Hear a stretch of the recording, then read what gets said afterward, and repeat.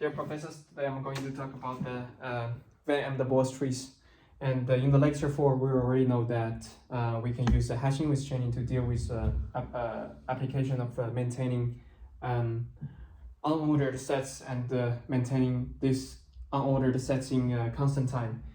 And in this lecture, we would like to talk about how to maintain an ordered set in the with Venn and the Boas trees in time O of log the size of the universe. So the problem is that we would like to maintain a set S in universe, and the size of the universe is equals to n, and the u equals to u, where u equals to 2 to the power of w. And this is our problem, and today I'm going to talk about the Venn and the Boas trees in 2 parts. The first part is the construction of the Venn and the Boas trees from the naive structure to the proto-VEB and also our VEB. And the second part is that I will going to talk about the one of the important operation, which is a predecessor, and I will prove that why it is runs in the O log the size of the universe time. So firstly, I will from the first part, that's the construction.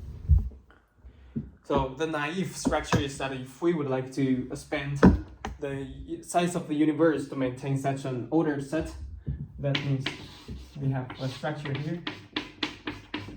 This is actually the size of the universe, and we have a list.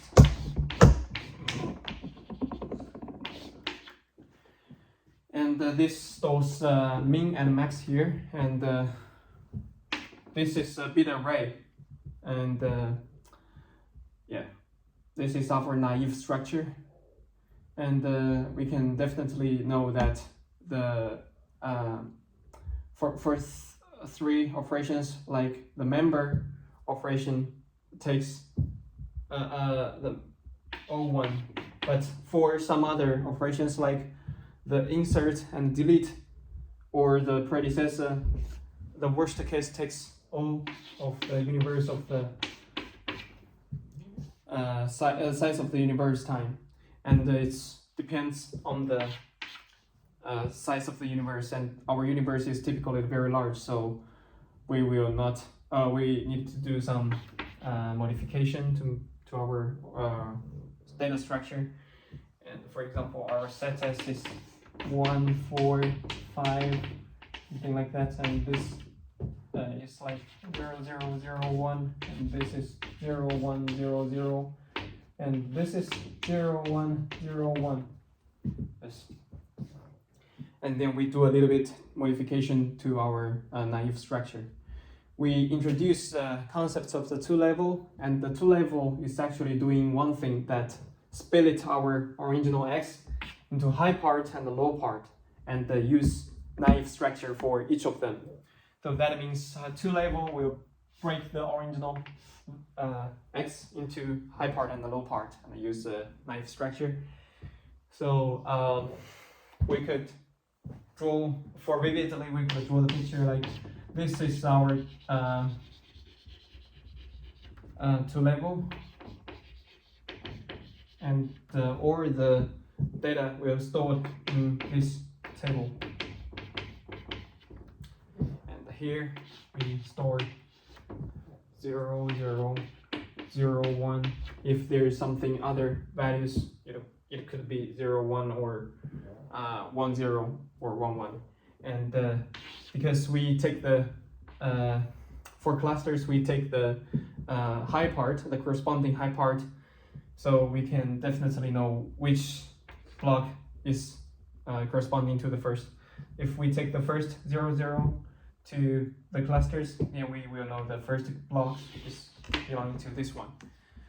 So this is our 2-level data structure, and in this data structure, our operation for the delete, the time will be O1 plus it's actually doing the same thing. So because we use a naive structure for each of them, so it will be 1 times naive. This is our delete operation, and naive is actually equals to because we call the delete operation in the size of the.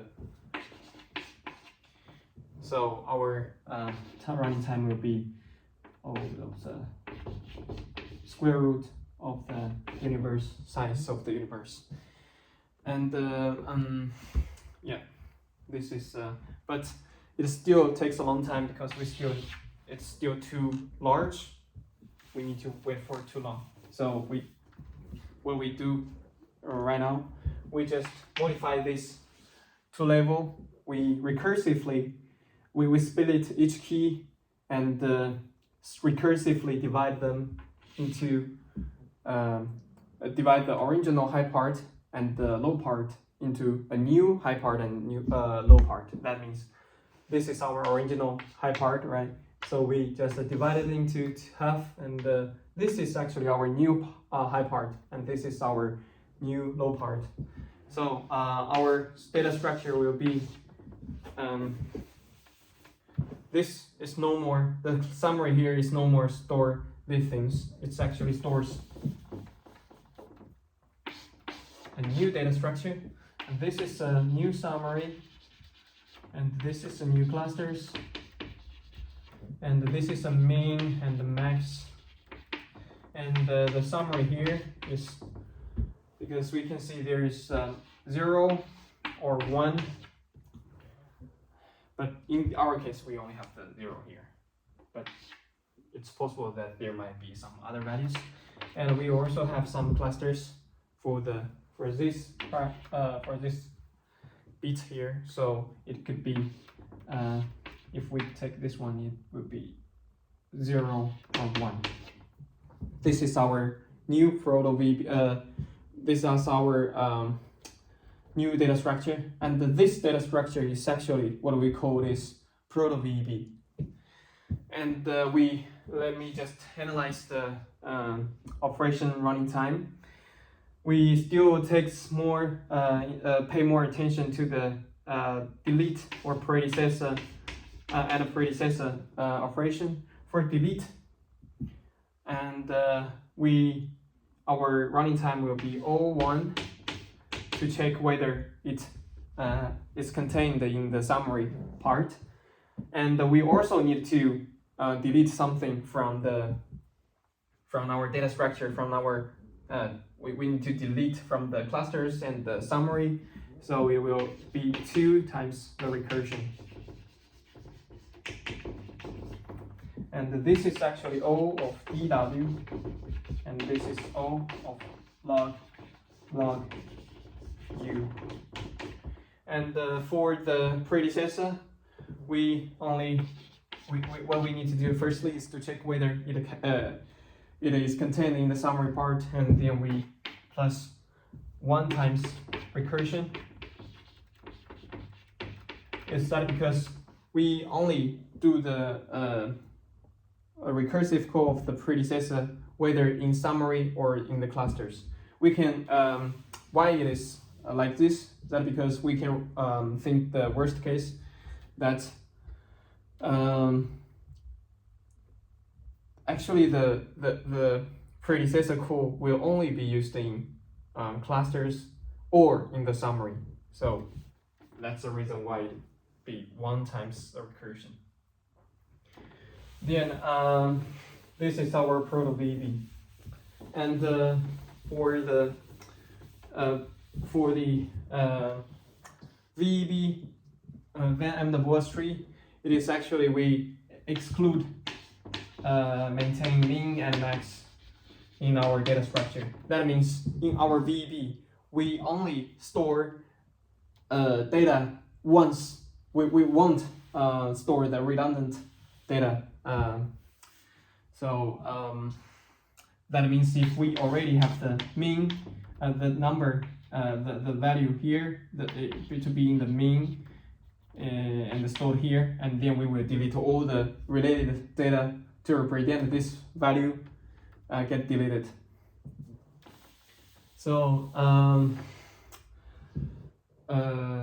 I will talk about the VB tree's predecessor. Then we move to the second part, the pseudocode of the predecessor. For the pseudocode of the predecessor, we assume that the set S is not empty, and we have the we have X is greater than the S dot mean. So the first step is that we if X is larger than the S dot max, what does it mean? It does mean that the S dot max will be the predecessor. So we just return the S dot max to be the predecessor. Then if W equals to 1, that means the data, the set is only contains 0 or 1, so we only return S dot mean to be its predecessor. Then we actually see these two steps. We don't have the probability to use the recursive call, so they are both in constant time. And for now, we need to compute P of the high part of the X and suffix to be the low part of the X, and we also have the C, capital C, to be the corresponding clusters.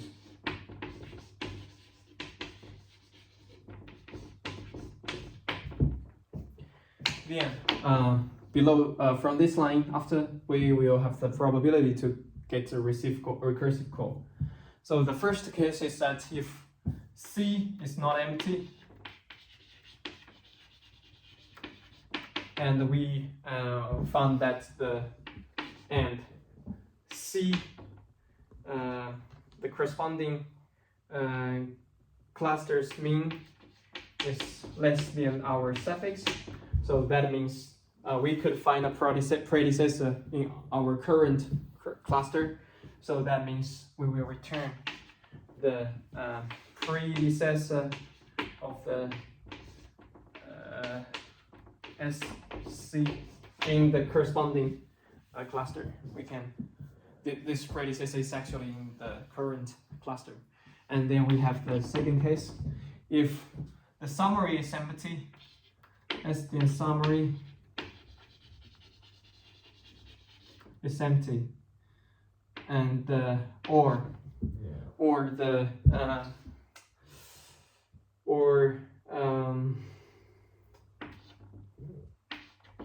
summary dot mean is less than P. That means our data is the second minimum in our data structure. So we will return the S dot mean to be its predecessor. Then we have the third case. We need to update our P to be the previous we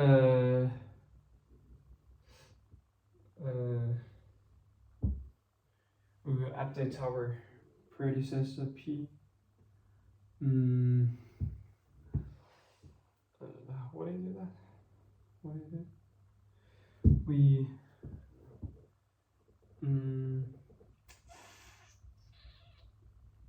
yeah. What we do is we use the predecessor. We call the predecessor to get the previous S dot summary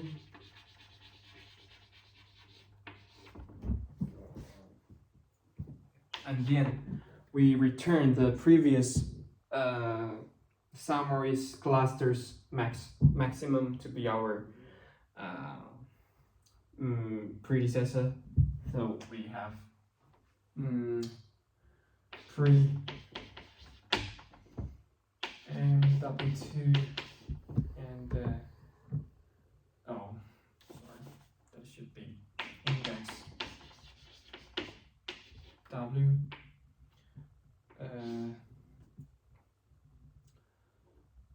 H of P, and this is S dot clusters P dot max. And from our pseudocode, we can know that the in these procedures we at most call have one recursive call. So that's the reason why our predecessor runs in all log the size of the universe. And here we got proof. That's all.